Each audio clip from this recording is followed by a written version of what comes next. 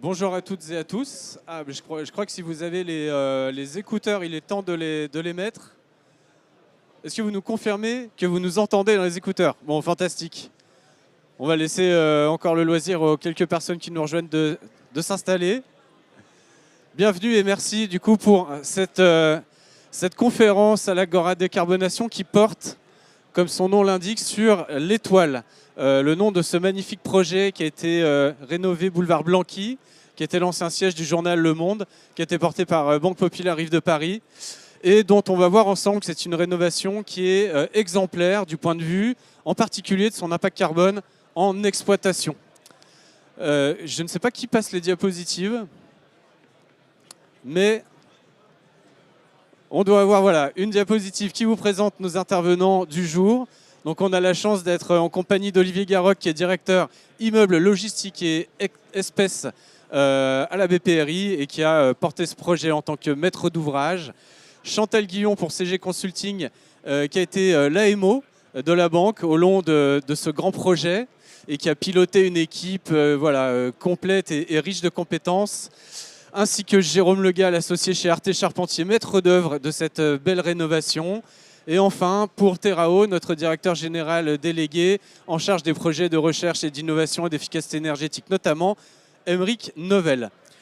Donc je vais leur passer la parole tour à tour et on va commencer, Olivier, par vous demander de nous rappeler évidemment un petit peu qui est la BPRI et quels étaient les objectifs et la volonté qui présidaient, ainsi que les enjeux au lancement de ce projet. Bonjour à tous, j'espère que vous m'entendez. Alors la Banque Populaire, il me paraissait important de vous présenter la Banque Populaire en introduction. C'est une banque populaire régionale et coopérative. On est implanté sur la totalité de la région parisienne.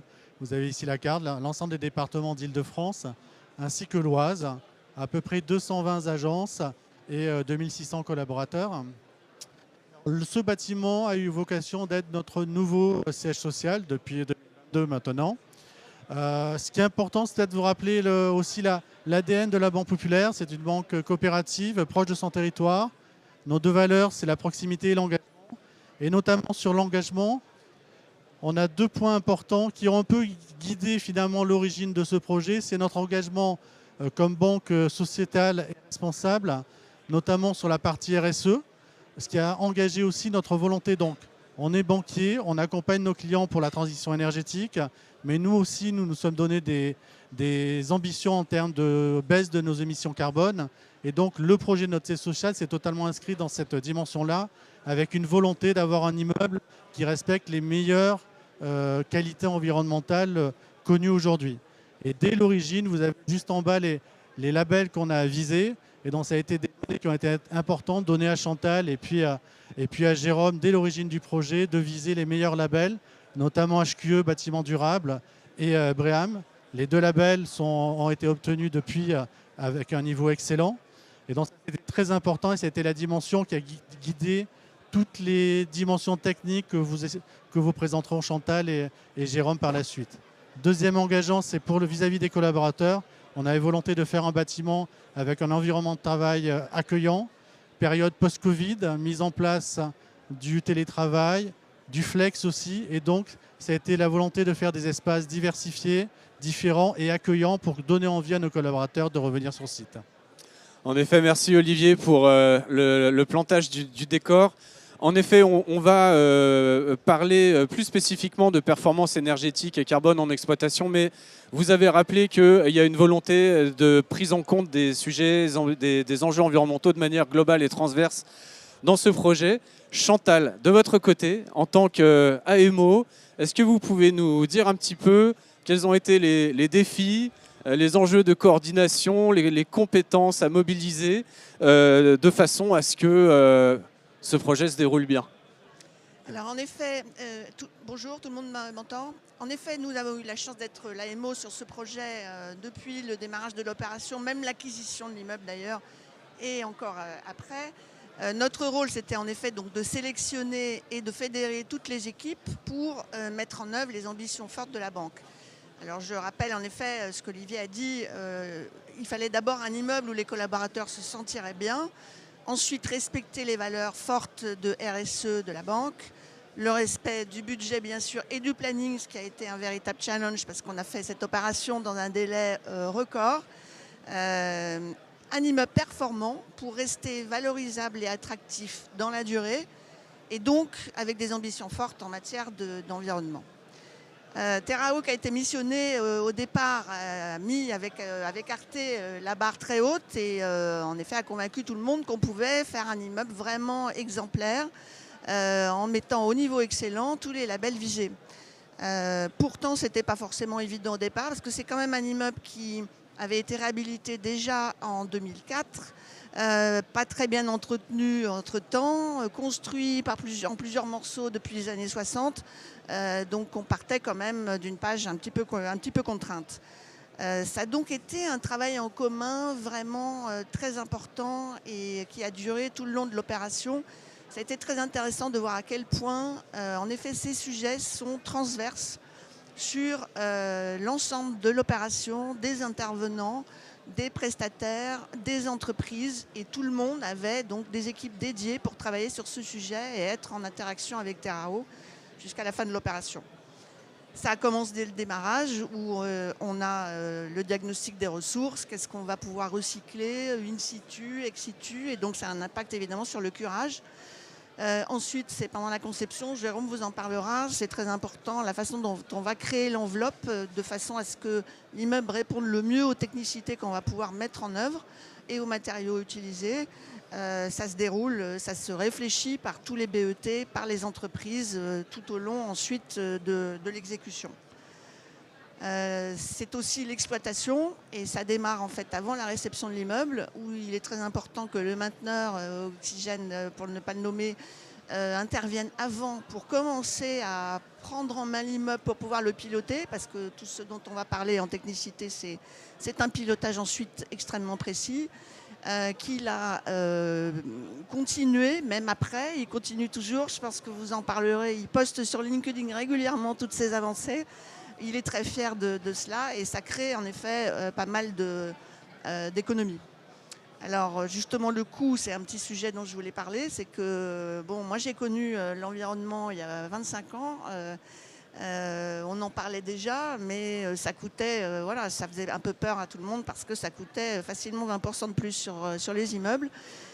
Aujourd'hui, c'est plus du tout le cas parce qu'on a une intégration donc dès l'amont, on a des partenaires, des prestataires qui sont beaucoup plus compétents, on a des matériaux aussi qui sont moins coûteux, et donc aujourd'hui, on n'a plus que quelques pourcents par rapport à une opération standard. Et je dis standard, en fait, l'opération standard, c'est l'opération qui va respecter justement maintenant l'environnement.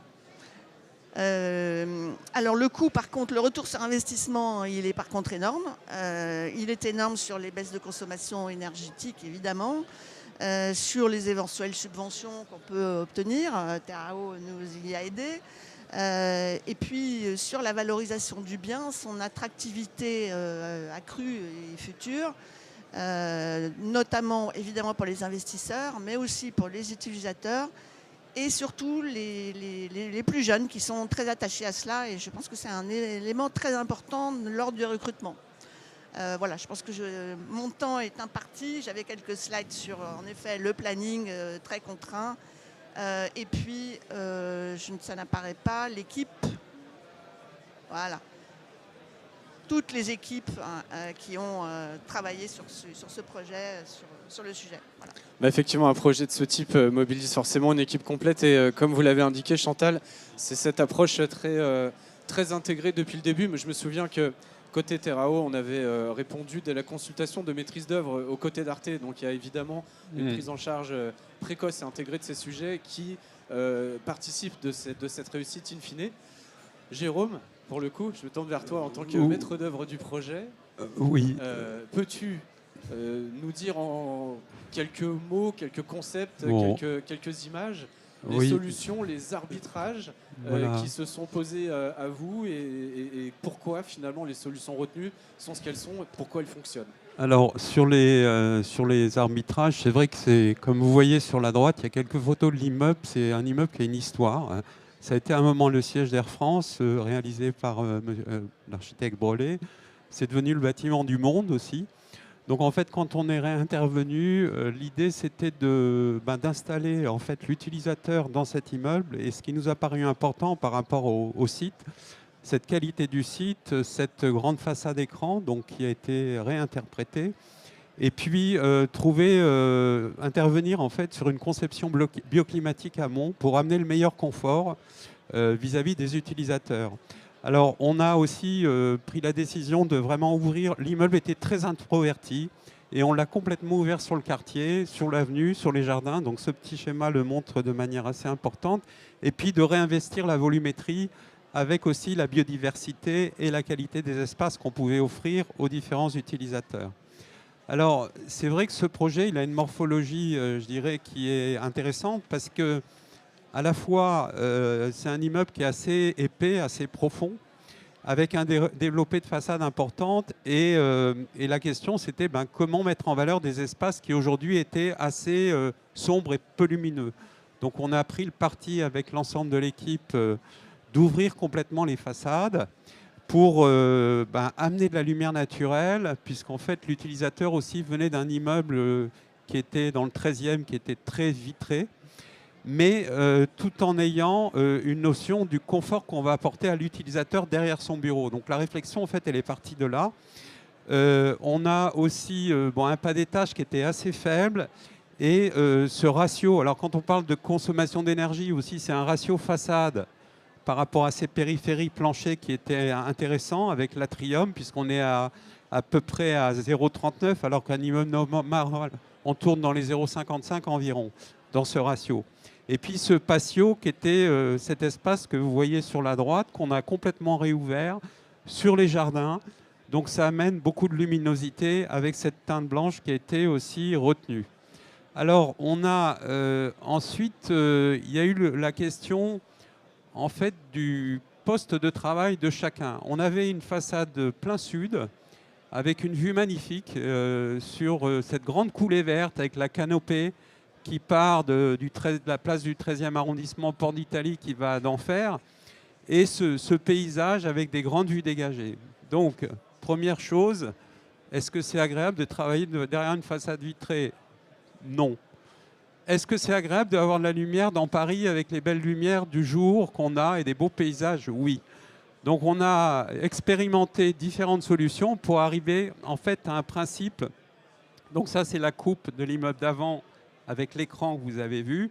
Et donc l'idée, c'était d'ouvrir complètement la façade. C'est cette image, en fait. On a complètement ouvert la façade pour avoir cette transparence, et on a beaucoup réfléchi et on souhaitait vraiment garder cette vue. Donc on est passé sur un système de façade ventilée avec un principe de store dans une paroi vitrée qui peut descendre et monter, s'orienter, qui permet d'avoir aussi un facteur solaire très performant, puisqu'on arrive globalement à 0,1, donc c'est l'optimum, et à chacun de régler par rapport à la sensibilité de l'utilisateur. Je veux un peu plus de lumière, j'en veux un peu moins. Donc voilà, donc ce travail a été fait sur cette façade. Alors on a repris la structure de manière ponctuelle, mais pour ouvrir l'ensemble, et pour donner vraiment cette notion de confort et de qualité. Alors ensuite, c'est vrai, quand on parle d'économie d'énergie et de consommation, il y a eu une réflexion technique qui a été poussée entre les architectes, les bureaux d'études et le maître d'ouvrage, avec aussi le bureau d'études Barbanel qui nous a beaucoup aidés. Donc déjà, on a eu un positionnement par rapport au plan climat de Paris, de s'insérer et de répondre à ce premier plan de climat. Et puis, on a été aussi conseillé par Terrao sur toutes les études aussi thermiques de valorisation pour voir sur quel point on pouvait intervenir, mais toujours dans une logique de moins consommer. Donc le traitement, bien sûr, thermique de l'enveloppe, c'est protection solaire. Le niveau de confort interne aussi, on souhaitait des espaces qui soient vraiment silencieux pour permettre aux salariés de la banque de se concentrer sur leur travail. Donc pas de masse de déplacement d'air, pas de bruit de ventiloconvecteur, mais plutôt des solutions sobres avec une notion de ventilation double flux, mais aussi tout un système de panneaux rayonnants hybrides qui permet aussi d'amener un certain confort et par rapport au système d'enveloppe qu'on a trouvé. Alors, il y a différentes sondes qui ont été placées, des sondes de détection de présence, des sondes de détection de CO2, des débits variables, pour que, en fait, dans chacun des espaces du projet, on ait une attention particulière par rapport à l'occupation et ce qu'on va consommer. Le système double flux aussi est très performant puisqu'il y a un système d'échange de calories qui permet de récupérer sur l'air extrait globalement 80% des calories qui sont émises par le réchauffement interne. Et sur les panneaux rayonnants, ce sont aussi des solutions qui sont très économiques en termes de consommation puisqu'on n'a pas de moteur à faire fonctionner et de masse d'air à déplacer. Donc, bon, bien sûr, l'éclairage aussi, et puis les économies d'eau. Donc, en fait, on a aussi séquencé tous les espaces de plateau avec des CTA différentes et des CTA sur différents espaces pour pouvoir aussi gérer les espaces dans le cadre de divisibilité. Donc, voilà un peu globalement le principe qui a été le parti pris rapidement présenté sur ce bâtiment. Voilà. Merci Jérôme et surtout merci de nous montrer comment ce projet réussit à concilier qualité de vie, épanouissement au travail et performance bioclimatique et énergétique. C'est toujours rassurant et stimulant de voir qu'on peut effectuer la quadrature du cercle en l'occurrence. Je vais passer la parole à Aymeric Novelle, directeur général adjoint chez Terrao, donc spécialiste en efficacité énergétique. La question qui t'est posée spécifiquement, Aymeric, c'est de savoir en quoi, alors pourquoi évidemment, mais surtout en quoi ce bâtiment, in fine, se distingue en termes de performance par rapport aux actifs actuels. Évidemment, c'est toujours à mettre en perspective avec les différentes générations de projets, hein, les savoirs et les pratiques qu'on met en œuvre selon les différents cycles immobiliers. Là, on a un bâtiment qui est vertueux sur plusieurs points et tu vas l'illustrer de manière un peu comparative, je crois. Tout à fait, donc bonjour à tous. Donc ce projet se distingue par sa performance énergétique et carbone, notamment constatée maintenant qu'il est en exploitation. Mais je tenais d'abord à revenir, et ça fait le lien avec les interventions précédentes, sur le fait que cette performance ne se fait pas au détriment d'une qualité d'usage par ailleurs. Et ça se traduit en termes de labellisation ici, par exemple, par l'obtention du label Osmose, mais à un niveau très élevé, c'est-à-dire sur les 3 leviers, ce qui vient en fait valoriser les aspects de la conception, mais aussi de l'exploitation et également de l'organisation au niveau de la qualité de vie au travail et des démarches au niveau RH qui sont nombreuses. À tel point que sur ce projet, le classement, les notations sur ce label sont dans les top 10 au niveau national. Donc c'est très très bien. Et concrètement, cela passe, donc, comme a dit Jérôme, par tout un tas de démarches issues d'une analyse du besoin des usagers, la lumière naturelle, mais aussi les nombreux services, donc restaurants, bibliothèques, salles de sport. Et ça, c'est intéressant de noter, parce qu'en général, nous, les énergéticiens, on associe ça à des consommations supplémentaires. Donc on va voir après si ça a été finalement une pénalité. Mais également, cette démarche se traduit par la qualité des espaces, extérieurs, intérieurs, le monitoring de la qualité de l'air avec des sondes CO2, mais comme je disais, tout un ensemble de démarches au niveau des personnes qui se traduisent aussi par votre labellisation Top Employeur 2023. Et la performance environnementale, c'est bien sûr pas que l'énergie, donc ce projet n'a pas fait exception, hein. Ici, je n'ai cité que des exemples pour illustrer ce que ça veut dire, les niveaux excellents sur HQE et BREEAM, au niveau des mobilités douces, mais ça inclut aussi les véhicules électriques. Au niveau de la végétalisation, ce projet a augmenté notablement la surface végétalisée par rapport à l'existant, ainsi que la profondeur de substrat, c'est-à-dire l'épaisseur de terre. Donc la qualité de la végétalisation, ce n'est pas seulement pour les usagers, c'est aussi pour la biodiversité. Le chantier lui-même a été extrêmement bien géré. Ça s'est aussi traduit au travers du niveau or du label Attitude Environnement de Vinci. C'est assez remarquable. Ça a permis aussi, entre autres choses, de permettre des démarches de réemploi in situ, ex situ, dont la difficulté se situe bien en phase de chantier. Un autre exemple, c'est la récupération d'eau pluviale pour les sanitaires, qui est une démarche de bon sens, si j'ose dire, mais qui n'est pas quelque chose que l'on voit non plus sur tous les projets. Maintenant qu'on a fait le tour des démarches, disons, plus transverses de l'environnement sur l'énergie, donc par rapport à ce qu'a dit Jérôme, en termes de performance, on est sur un niveau CEP-40, c'est-à-dire c'est l'équivalent du label BBC Effinergie Rénovation. Donc les caractéristiques thermiques du bâti sont très bonnes. Les parois opaques, évidemment, avec un niveau d'isolation assez poussé. Et on l'a dit, on a voulu amener beaucoup de lumière. Donc en général, ça veut dire une surface vitrée qu'il faut maîtriser, mais qui doit avoir une performance thermique en face très bonne. Donc ces coefficients que j'affiche ici, si vous les connaissez bien, vous voyez que c'est des bonnes valeurs. Sinon, vous me croirez sur parole, c'est des valeurs parmi les plus basses. Sur les systèmes techniques, on est sur des choses qui sont performantes avec une connexion au réseau de chaleur CPCU et des réseaux qui alimentent les plafonds rayonnants qui sont les terminaux plutôt orientés confort des utilisateurs et basse consommation. Mais vous voyez d'autres usages spécifiques comme le traitement de l'air, la cuisine, le fitness, pour la production de froid des groupes froids. Bas carbone, je précise, au sens où le choix des fluides réfrigérants est celui des HFO, donc c'est presque avec zéro pouvoir de réchauffement climatique. Évidemment, dans tous les projets modernes, si je puis dire, le traitement de l'air, c'est le nerf de la guerre de l'efficacité énergétique. C'est pour ça qu'on retrouve le sujet du pilotage des CTA en exploitation comme un axe fort. Et bien sûr, l'éclairage, qui va de soi, avec une régulation des plus précises. Et des capteurs donc, qui gèrent plusieurs aspects dans le bâtiment, de lumière, de thermostat notamment, et ainsi que les stores.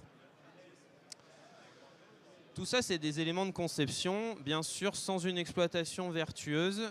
Comme on le voit un peu trop souvent, ça se traduit pas forcément dans des résultats réels. Donc ici, ça a été fait mention plus tôt, le mainteneur a été impliqué en amont dans la démarche pour qu'il comprenne bien le site et aussi ses objectifs. Et ici, on liste des éléments d'action concrète qui sont mis en œuvre et qui sont suivis au quotidien par les équipes de maintenance en lien avec les occupants. Et vous noterez que c'est des choses assez engagées, puisqu'en moyenne, on constate un luminaire sur deux qui est éteint. Le suivi des centrales de traitement d'air est fait de manière très rapprochée. Comme l'expliquait Jérôme, c'est la conception qui permet ça. Et j'insisterai jamais assez sur le fait que c'est quelque chose de clé pour la réduction des consommations réelles. J'insiste sur réelles par opposition aux performances, disons, certifiées, labellisées. Le décret tertiaire, par exemple, nous emmène collectivement vers une obligation de résultat plus ou moins conscientisée aujourd'hui dans le secteur. Mais hormis les CTA, on a aussi une priorisation d'utilisation de groupes froids plus petits sur des besoins process constants, des usages qu'on appelle habituellement process, qu'on regarde moins, mais qui sont ici suivis de très près, comme les armoires ou les présentoirs froids en cuisine, des mises sur horloge sur des machines telles que les machines à café, le fait de couper le CS aussi au niveau des sanitaires, la consigne salle-serveur à 25 degrés. Je ne sais pas si ça vous parle, mais la plupart du temps, moi, quand je rentre dans une salle-serveur, elle est à 16 degrés. Donc, ici, BPRI montre que c'est tout à fait possible. Ils ont l'air de s'en sortir très bien avec un serveur à 25 degrés. Et si ça, la banque le fait avec ses serveurs, d'autres secteurs doivent pouvoir le faire. Exactement. Donc, en termes de performance, très rapidement, on a pu constater que les consommations réelles étaient inférieures chaque mois par rapport aux consommations prédites, calculées, qui elles-mêmes n'étaient pas des estimations particulièrement permissives. Hein. C'est notre travail de faire des estimations réalistes. Donc là, on voit vraiment l'impact de l'exploitation.